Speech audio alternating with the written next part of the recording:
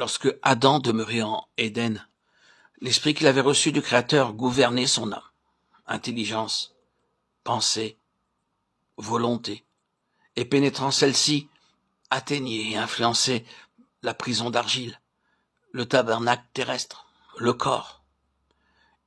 Il l'illuminait de sa lumière, le rendait insensible aux influences extérieures de chaleur et de froid, et capable de réaliser parfaitement le but assigné par le Créateur. Mais hélas, l'homme se sépara de Dieu. Et les résultats de cette séparation ne tardèrent pas à se manifester. Désormais, toute l'imagination des pensées de son cœur n'est que mauvaise en tout temps, déclare l'Éternel. Genèse 6, 5.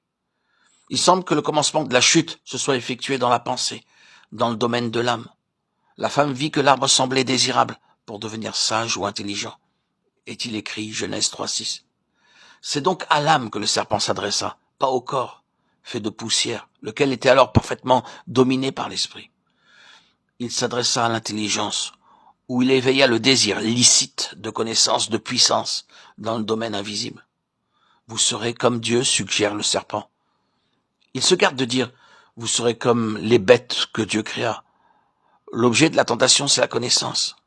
La connaissance que, sans doute, Dieu se réservait de dispenser au temps marqué par sa sagesse. Mais celle-ci est ravie hors de saison, et par un acte de désobéissance, de rébellion ouverte. C'est au regard de la chute que les paroles de l'apôtre Paul, dans sa lettre aux Corinthiens, prennent tout leur sens. La prédication de la croix, dit-il, est la puissance de Dieu pour détruire la sagesse des sages. Comme le péché est entré dans le monde par le chemin de l'intelligence, le salut vient par la croix, qui détruit la sagesse humaine corrompue. Car la prédication de la croix, celle d'un Christ crucifié, est folie pour l'homme. 1 Corinthiens 1, 18, 25. Et un peu plus loin, l'apôtre ajoute, si quelqu'un de vous pense être sage, qu'il devienne fou pour devenir sage. Car la sagesse de ce monde est folie aux yeux de Dieu. 1 Corinthiens 3, 18, 19. Ève tomba en cédant au même ordre de tentation qui provoqua la chute de Satan. Les paroles de Lucifer, je serai semblable au Très-Haut, révèlent suffisamment le but qu'il poursuivait. Ésaïe 14, 13, 14. Et c'est en suggérant à Ève la possibilité d'acquérir quelque chose de supérieur à ce qu'elle avait déjà, qu'il la séduisit. Limitée par un corps d'argile, elle avait une âme susceptible d'apprécier la connaissance et capable de se développer avec l'aide de l'esprit. Le tentateur le savait, et c'est dans ce domaine qu'il a agi. L'acte de désobéissance brisait immédiatement la communion entre le Créateur et la créature. Mais ce ne fut que par la suite que se manifestèrent tous les résultats de la chute, et que se révéla toute l'étendue de celle-ci.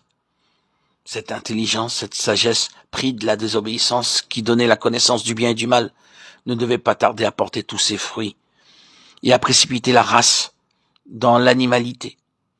Et l'élément inférieur, le corps que l'homme possède en commun avec la bête, prit rapidement le dessus. C'est alors que Dieu, voyant l'humanité courir à la ruine, dit « Mon esprit ne contestera point ou n'habitera point dans l'homme à toujours, car dans son égarement il n'est que chair. » Genèse 6, 3. Et il ramena les années de l'homme à 120 ans, de sorte que non seulement la mort a régné sur Adam, mais aussi sur tous ses descendants. Tout homme né en la ressemblance du premier Adam et de la terre terrestre, dominé par la chair au lieu de l'esprit. Et l'âme qui est le siège de la personnalité, Luc 9, 23, est naturellement l'esclave de la chair. Elle est dominée par la vie terrestre, au lieu d'être la servante de l'esprit.